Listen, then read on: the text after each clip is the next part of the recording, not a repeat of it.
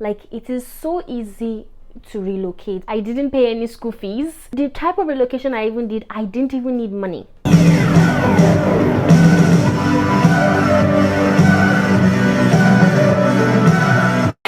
Hello guys, and welcome back to my channel. If this is your first time stopping by, my name is Adea, but you can call me Ade or Damola. And today's video is going to be about telling you guys how I relocated from Nigeria to the US. So in this video, we are actually going to be having so let's just dive right into it, okay? So in this video, we're going to actually be having two parts of this video, like two different ways you can relocate, because technically I kind of experienced both. So relocating through like marriage or relocating through school. Now guys, I did this process. There was no agent, there was no agent fee, there was nothing like that. Like, it is so easy to relocate. People don't know how easy it is. Honestly, you just need information. The type of relocation I even did, I didn't even need money. Well, I kind of needed money for flight, but you get my point. Like, as regards school, I didn't pay any school fees, nothing as regards to first deposit. None of that.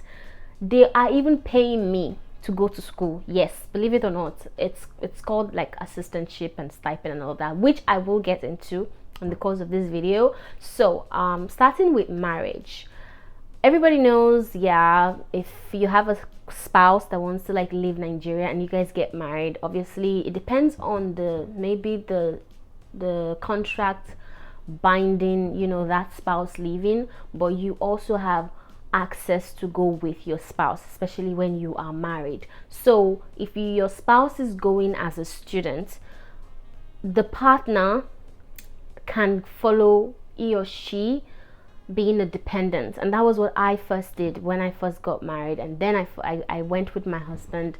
Actually, he went first and then I joined him. So I got to the US as a dependent. Now this type of visa is pretty much like very limited, because you can basically, you know, you're not really able to do anything legally, like go to school or get a job and all of that. So I decided that when I get to the US, I will change my visa to student visa, because obviously I also had planned to further my education. So let us talk about it from the perspective of like, you want to jackpot, that kind of thing. So let's assume right now you're sitting on your couch in Nigeria taking coke or something, and you're thinking of getting out of the country for whatever reason personal to you. The option and the route that I took was to do my post-grad. So I already graduated, I already did my first degree in Nigeria, and I decided that I was going to pursue a master's in the US or in the UK. So my dream was, because of the course I studied the English language, I always felt as though, okay, we're actually technically not really the owner of the language, so the least I could do for myself was to like give myself this international perspective of knowledge as regards to English. This video is gonna have like different processes. So we're gonna have like the application process, we're gonna have like the admissions process, we're gonna have like the visa process, we're gonna have like the scholarship process, and then we're gonna talk about the medicals. So let's start with the application process. So application process is when obviously you're doing your research and you're trying to find the course you want to study. So like I said earlier, I studied English language, and the truth is, for me, I experienced a little bit difficulty doing my master's in English, because under English there is literature and then there is language.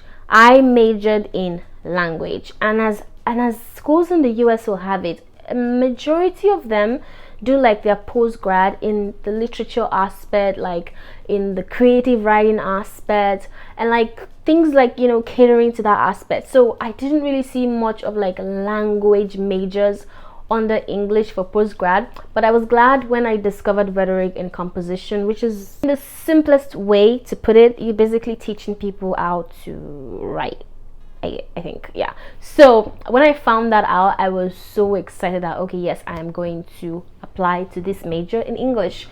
So guys, you need to do your research. Like, there's so many things that are so accessible on Google that you honestly don't even need an agent for. Now, if you guys want me to do a dedicated video for application, like writing the statement of purpose, sample writing, your CV, your reference letter, all that process, which you can also find on the website of the school that you're trying to apply for, let me know, because honestly, that alone, I can actually dedicate that for an entire video.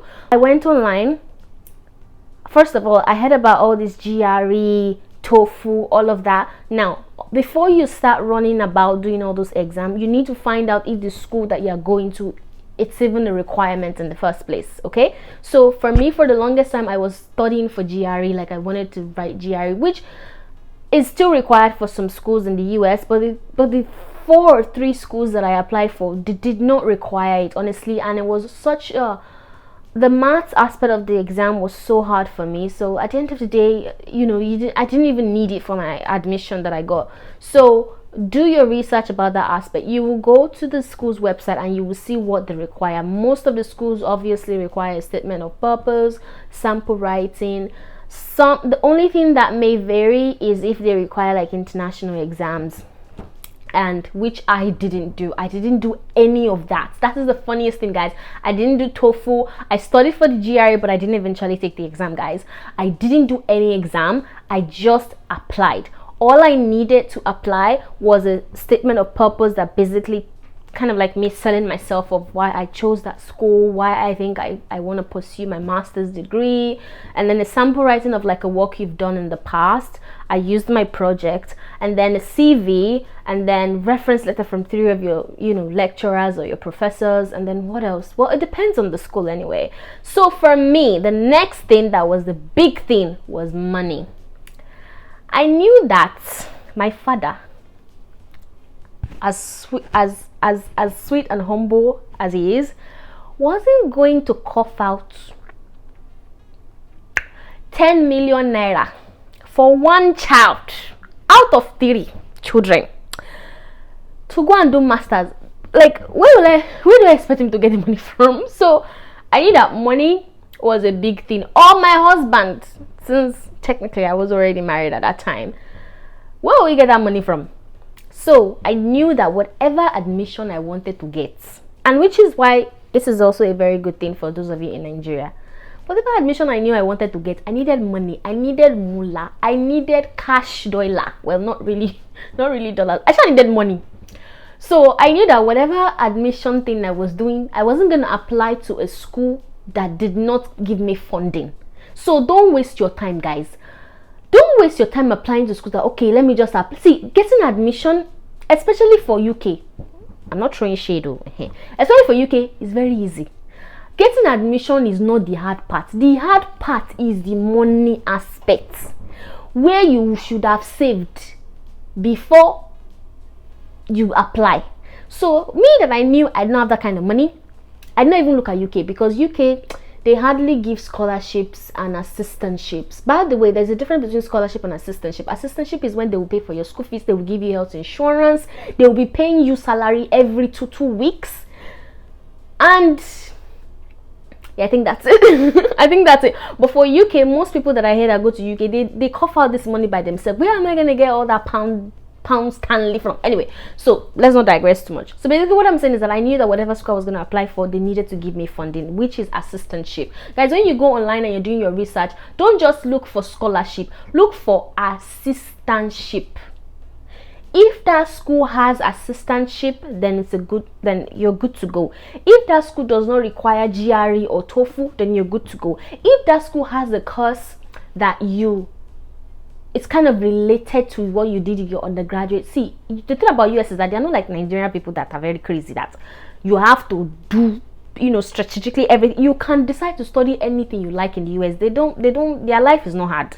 So even if you want to do something totally different from what you did on undergraduate, just try to find a way to talk about how you fell in love, or how one day you woke up and you realized that, oh, this has been your passion for a long time. Sell yourself basically on that new career path that you're trying to take. Okay, so when all of this has ticked all the boxes, then start looking for money for application, because application to itself is not free, okay, but it's not too expensive. So yeah, so when I did that, so I made sure that all the schools that I did research on had all these 3 components that I was looking for. They were able to give assistantship, not for PhD, for masters, because these things are things that will help you not waste too much time. So you're trying to find schools that will give assistantship, you're trying to find a school that doesn't require international exams like GRE, TOEFL, GMAT, all of that. Yeah, and then you're also trying to find a school that tallies with the course that you want to do in mind. Okay, so now that that is all sorted out, the next stage is the application. You already have all your referees, your CV, your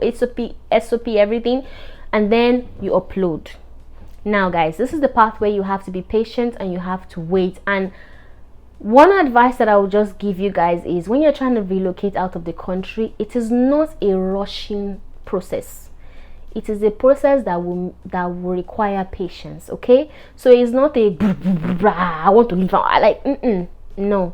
If you do like that, then you're probably not going to get into the US legally. So basically, you have to be patient. You would apply, you might get admission, you might not get admission. In fact, you might get admission, but you might not get funding. For me, all the schools I applied to, except one, which I applied to I think 4 at different times, I got admission in everything. But me, I knew that admission was not the cocoa for me. Funding, cash dollar, was the most important aspect for me. So eventually, I got admission and I got funding. Guys, when I got funding and I got that letter, that was like the happiest moment in my life, guys. So now let's move to the admission process. Guys, when I say the assistantship covers your school fees, covers your health insurance, like, and then they will be paying you well, it's the best way I can use to explain it for some of you guys is salary, but it's not salary, it's actually called stipend or stipend, something. But they will be giving you money to literally go to school, guys. It exists. That is the package I got. So the only money I needed basically was visa fee and then money for flights, and that is not up to 1 million naira. I hear a lot of stories that people are looking for like 10 million naira. I'm like, anyway, me, I'm just very practical and realistic from the beginning. It's not as if I wanted to save for it, I may not have gotten it, but I don't know. I just decided to go this route. Okay, so the admission process, when I got my appointment letter, because the truth is that stipend is not for free. You're working for the school, by the way.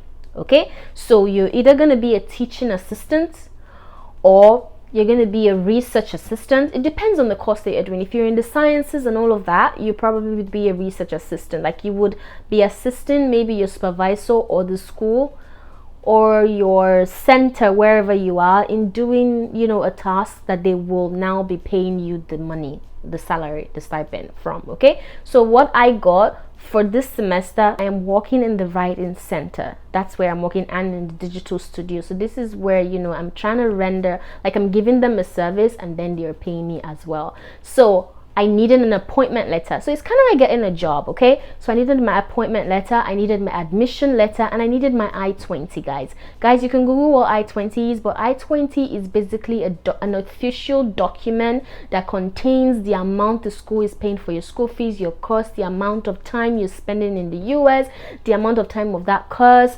like every official detail and, you know, information that is like confirming that, okay, you actually have this appointment at an admission. So that is very important for the next process, which is your visa.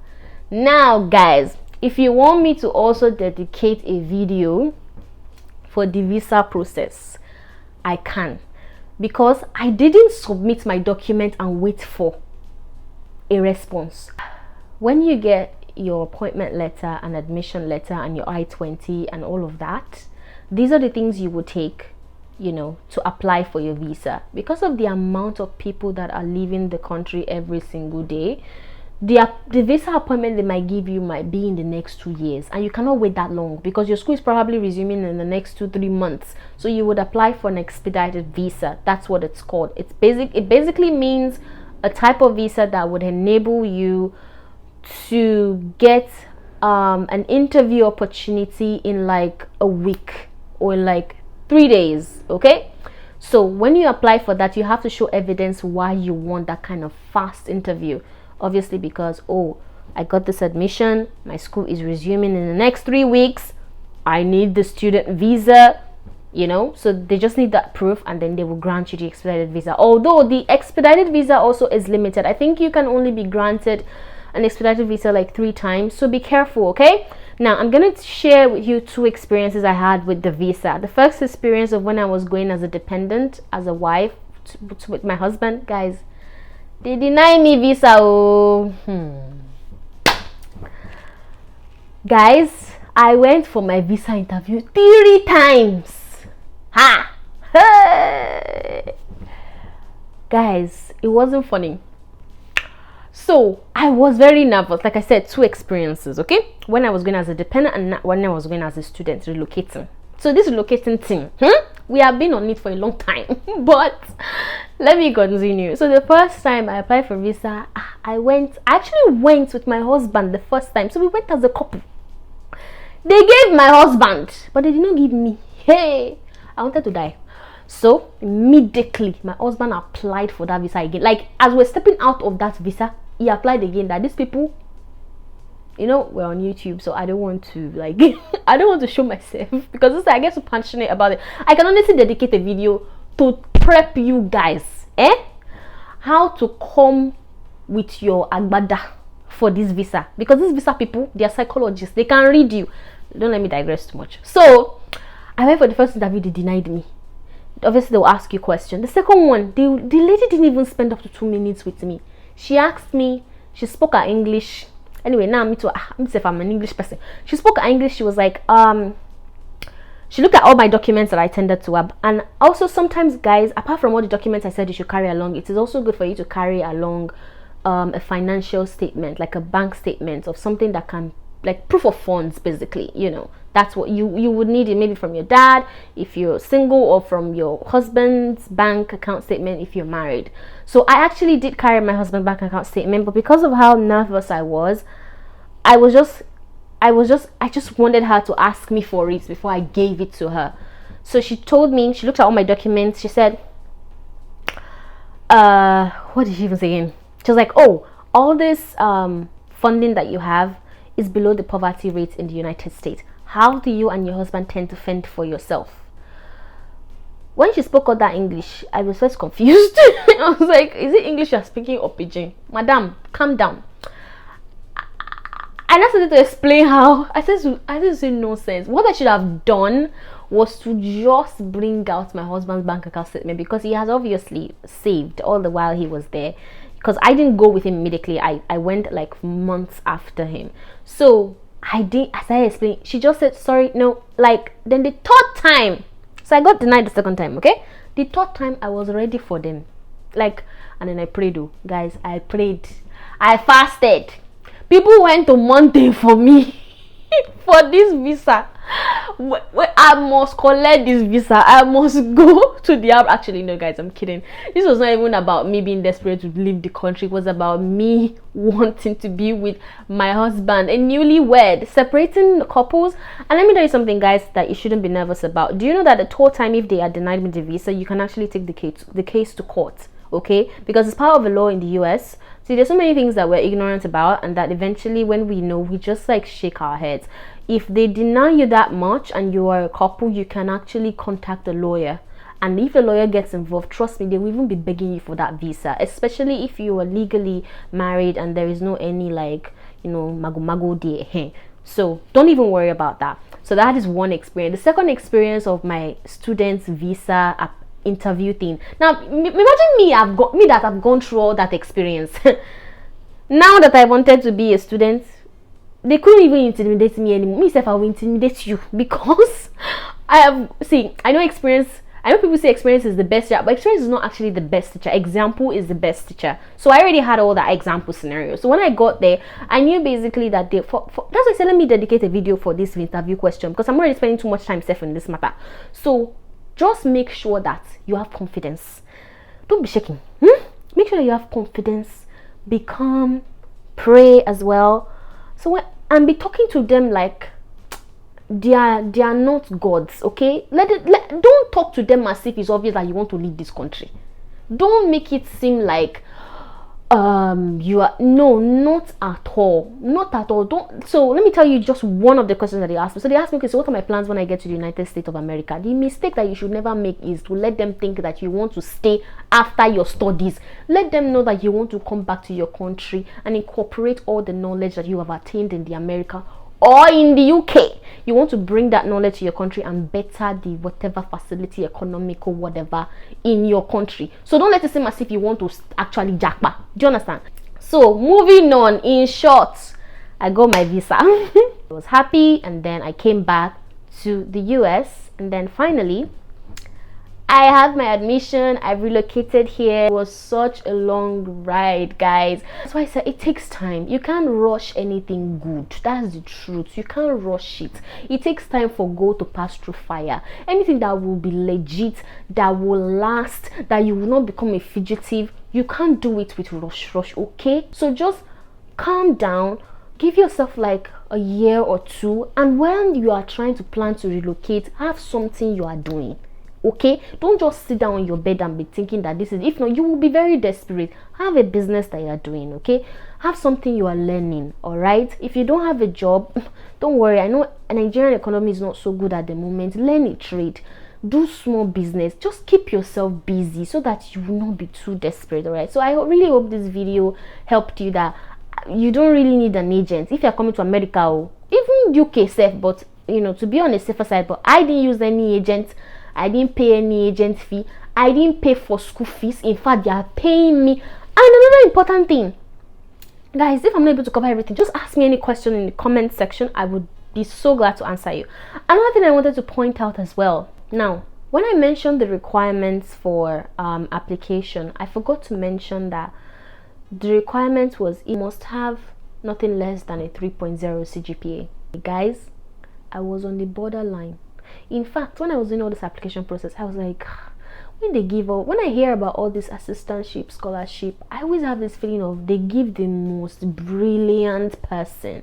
Guys, I was literally on the borderline and I still got this admission. But do you know why?